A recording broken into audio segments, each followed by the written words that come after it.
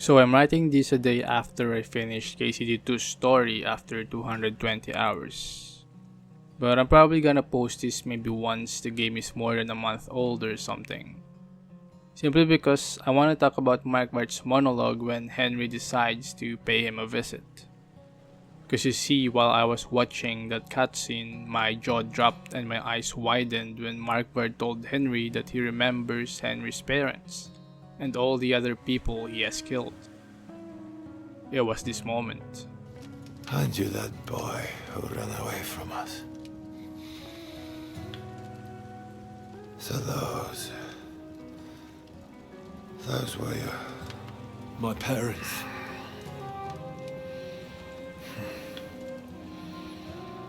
Your father fought like a lion. And I see you're your father's son. You've done him proud.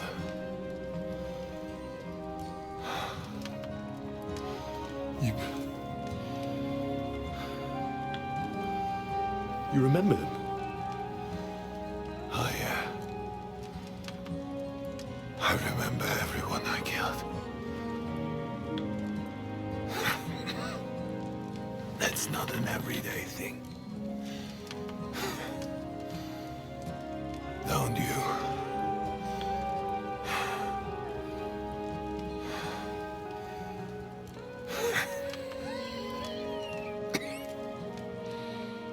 War is a nasty business. And if you watch closely after Markvart asked Henry if he too remembers the people he killed, Henry was speechless. This was because Henry doesn't. From the events in KCD1 up to that moment in the second game, Henry has probably canonically killed maybe more than 50 or close to 100 people. These include humans, bandits, soldiers, thugs, and some mercenaries probably, all of which are unnamed NPCs and people that Henry meets on the battlefield. And so at some point those bodies have just become blurs. From Henry's perspective, they are just obstacles to his path of vengeance, and so he has to strike them down. I mean, just imagine during sieges and large battles, when Henry charges to battle and fights one soldier after another. Those men who he killed were nothing more than metal targets to him. Henry has to leave all hesitation and doubts during those fights, otherwise he will be the one who gets buried multiple feet under. And to be honest, that is fair. As Markvart says to Henry, war is a nasty business. Henry had to become something else. A soldier, a knight, a killer who does whatever it takes to fight for what they think is right. But one of the cherries on top of Markvart's speech was that it was not an everyday thing for him. While yes, Markvart does command an army behind him, he doesn't charge them into battle every day. At the very least, they probably do it every other month or something. But even then, when they charge into battle, I feel like Markvart lets his soldiers do most of the job. I mean, let's go back to the very first time we saw Markvart. It was in Skalitz, and he was riding atop his horse. He was standing tall and mighty, as if he was one of the dreaded horsemen of the apocalypse. Then when the attack started, we see him next charging towards Martin and killing him. And through the whole game, this was the only kill that Markvart ever made. Obviously, he has some off-screen kills from previous battles and such, but during the Skalitz attack, during the first KCD, I have an inkling that he only killed Martin and no one else. In Kingdom Come Deliverance 2, I don't even think Markvart killed anyone on screen.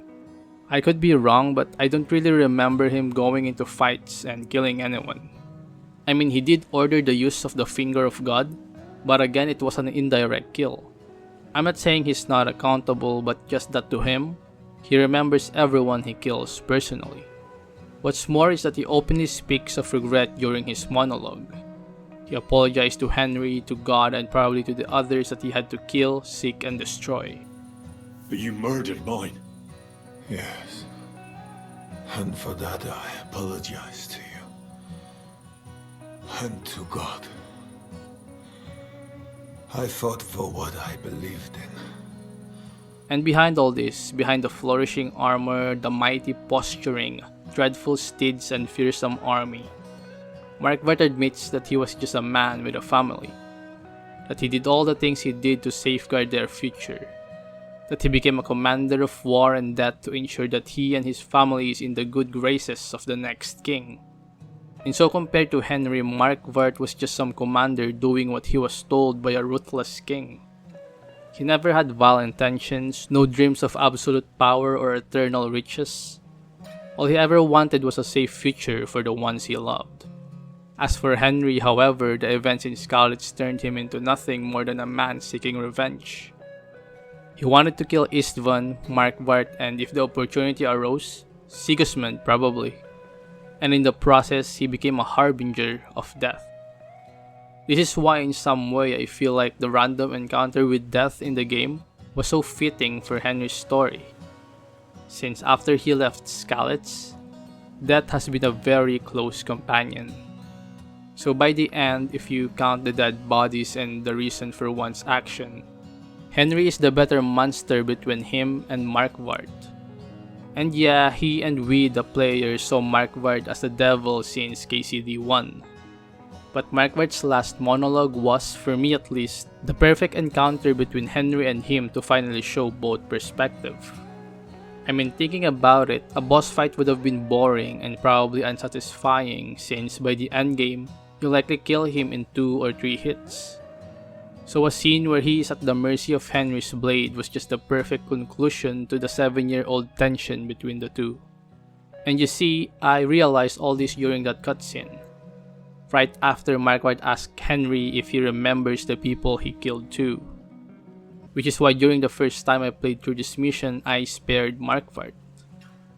I felt that Henry already had so much blood on his hands, and killing Markvart wouldn't really make a difference. I mean, the guy is already dying after a drunk dry devil shot him, and letting Henry kill him just seems petty. So I felt like a mature and wise Henry would retract his blade and leave the dying Markvart to his fate. Because at the end of the day, Markvart was just doing what he was told. He was just doing his task. So there was no reason to punish him. Not after all what Henry was willing to do to get to him. Plus, death was already at the door. Why give Markvart a dignified death nor a quick one? After all, war is a nasty business. Every day when we pray, we say to God, Thy kingdom will come. And now I stand at His kingdom's gate at last. At a time like that, you do not feel fear. What do you feel?